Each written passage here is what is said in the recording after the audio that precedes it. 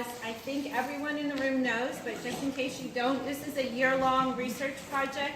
The students pick a topic that they are interested in, hopefully that they either feel passionate about or come to feel passionate about, and get it approved by their teachers, and then embark on a journey of discovery with that subject, and experimentation, and maybe interviews, and research, and a whole bunch of things that culminate in what you've seen tonight. And I'm truly blown away by both the breadth of the projects, the range of subject, and the depth with which they've gone into the topics.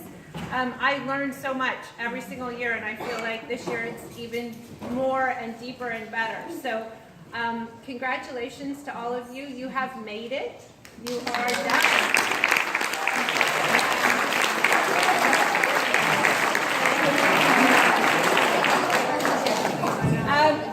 Thank you to all the parents who've been able to come and observe their presentations in main lessons. Tonight, we're really honored. We have 2 students, one from each of the 8th grade classes, who are going to be presenting their individual project for all of us. So without further delay, Jennah has been selected by her class for her presentation. And I just want to say, you know, Jennah joined our school not in the younger grades, and she's just been such an incredible addition to our school and to her class and to the 8th grade as a whole. And I feel honored that she's done this topic at this time. And I think it really speaks to when we watch the students, you know, from kindergarten all the way up to 8th grade, we see that kind of turning in 8th grade to the outside world. We've kind of been in some ways insular, and that's partly by design and partly because we are protecting childhood. But at this point in time, it is that time to look out into the world and take everything about who they are and what they've learned and what they can do and have an impact in that world. So I think that says all I can say, and Jennah will say the rest. So welcome and thank you, Jennah.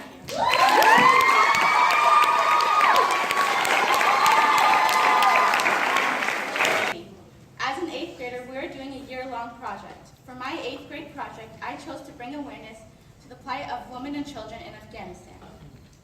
Afghanistan is located in Central Asia with Iran to the west and Pakistan to the east. Tall mountains and dry deserts cover most of the landscape of Afghanistan.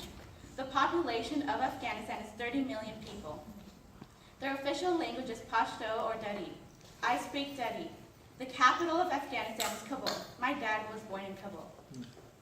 My dad was born in Kabul, Afghanistan on September 8, 1973. He lived with his mom, dad, 3 brothers, and 2 sisters. My dad is the youngest of 6 children. During that time, Afghanistan was very peaceful and people lived comfortably. In the middle of 1st grade, which was 1979, the Russians invaded Afghanistan. Well, one day, when he was around 5 years old, he heard strange noises outside of his home.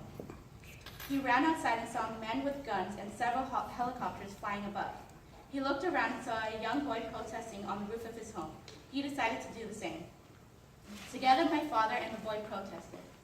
After a while, more people joined them. My father told me that some of the Russian soldiers attempted to shoot at them. My father told me that was one of his most unforgettable experiences. Everything started to fall apart. It was dangerous for them to stay in Afghanistan because of the Russians. He witnessed many mass killings. This was when his parents knew they had to leave. They decided to seek asylum in Germany. Then they moved to Atlanta, Georgia in 1982. Lastly, in 1984, they decided to move to Los Angeles, California. I decided to do my project on Afghanistan because it is an impoverished country and many women and children are treated unfairly. Women face gender inequality and many children live in poverty and are not able to get the education. People should be aware of their situations. I believe that this segment of the population doesn't always get the attention or the platform to voice their opinions. As a result of nearly 3 decades of war in Afghanistan, there are more than 2 million children who are orphans and over 600 children sleep on streets. 85% of the women have no formal education and are illiterate, and are about 1.5 million widows. Most girls are allowed to go to schools when they're younger, but most drop out around 8th or 9th grade. This is the age when many get married or stay at home to help their families. Women struggle to gain freedom and improve a society that is mostly male-dominant. Many women in Afghanistan never leave the house without covering their faces. Although the dress code in the cities is more liberal, a headscarf is a minimum.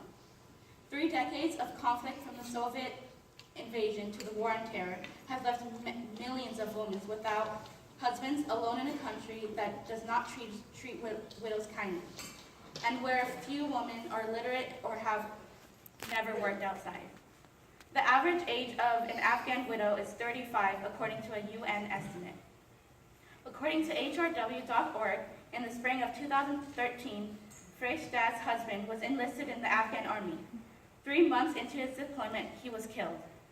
My youngest daughter was 40 years old. Recall Freista, a mother of 5, who, like many Afghans, go by only one name.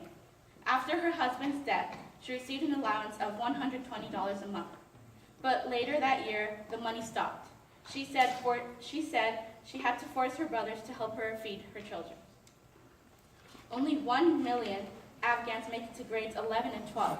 Most children drop out of school to help their parents, both at home and work. There are many horrible events taking place in Afghanistan. For example, the many wars that are taking place. In the late 70s, Afghanistan was fighting Russia over control of the government. After years of different groups trying to make power of the government in Afghanistan, in 1996, the Taliban gained control. They were an Islamic extremist group that led the attack of September 11, 2001. Following the attack of the U.S. declared war on Afghanistan. Since then, the U.S. has fought to overthrow the Taliban and build a new democracy. However, war has left a lot of destruction, and many people have been killed. As of August 2016, more than 31,000 civilians are estimated to have died violent deaths as a result of war. Most of the kids are part of these 31,000 people who have died. Also, an average about 53 children were killed or injured each week. The Afghan Association for Women and Children is an organization that is a direct response to the current crisis in Afghanistan for the high number of orphans and their deprivation of an education. AFWAC started a school to help the women and children in Afghanistan. The school is located in Kabul and Faryab province. They serve both children and adults. My idea for this project was to raise money for the school AFWAC.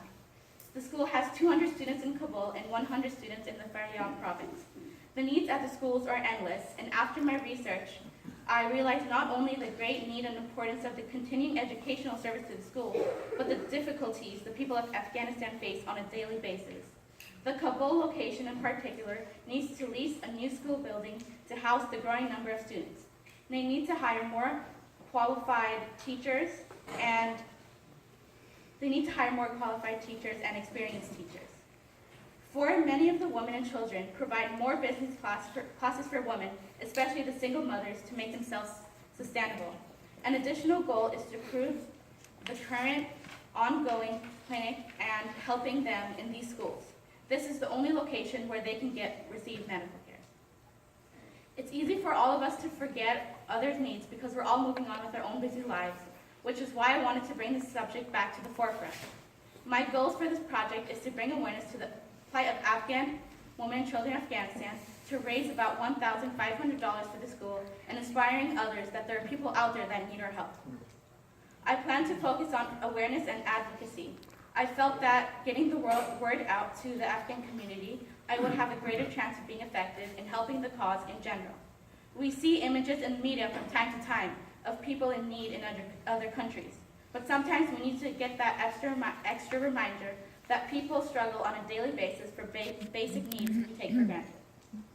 My goal through this project was to raise money for the school. I raised $1,500 for the school by hosting a fundraiser in my aunt's house. If you feel inspired,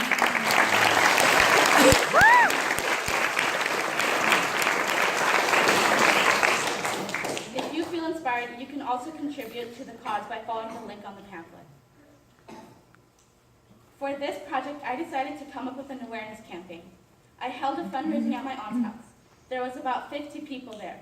I informed everyone by emailing them and posting the date and time on a social media site. I also created posters and flyers. My cousin, who is an artist, agreed to help me create the posters for my fundraising. My ultimate goal for the fundraising was to raise $1,500 and for everyone who attends the fundraising to feel touched and inspired. I reached my goal. After my presentation, my dad told me that many people came up to him and said that they were moved by the presentation and that they hope to do more to help the plight of women and children in Afghanistan. May it be $1 or just posting a picture on social media about the cause, it will truly make a difference. I've learned a lot from this project. Working to bring awareness to the plight of Afghan women and children has made me realize how fortunate I am to be living here in America. We should never take our freedoms for granted. The things we take for granted, other people are dying for. We are all so blessed, and we should appreciate what we have here in America. We absolutely need to be more aware of other people around and the horrible conditions they're living in. We need to do more to help. We need to put ourselves in their shoes. When I started this project, I did not know how many people around the world, especially in Afghanistan, are living in these horrible conditions. Also, you forget that access to a quality education is not universal. I'm very thankful for this project, and I can only say that this project has changed me. I do see my life in a very different light. Thank you so much for listening, and I hope my presentation was a wake-up call to everyone that you can do your part to help. Thank you.